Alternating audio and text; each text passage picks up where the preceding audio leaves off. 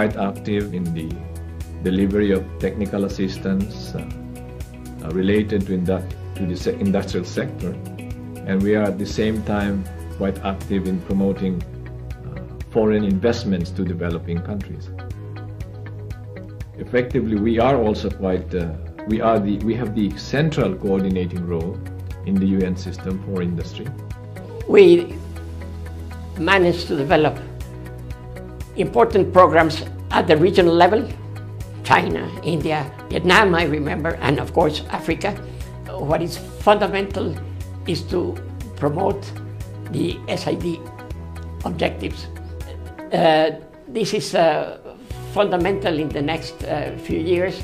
I wish to express my deep gratitude to Director General Lee Yong for inviting me to the celebrations of the 50th anniversary of UNIDO.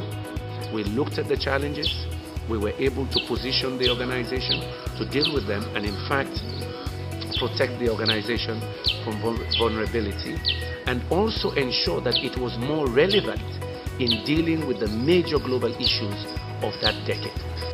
And I believe that the framework provided by the Sustainable Development Goals, and in particular the Sustainable Development Goal number 9, that provides for the promotion of innovation, infrastructure and industrialization, provides a specific springboard for UNIDO to develop its services and to develop its capacities to bring together the international community towards a common goal.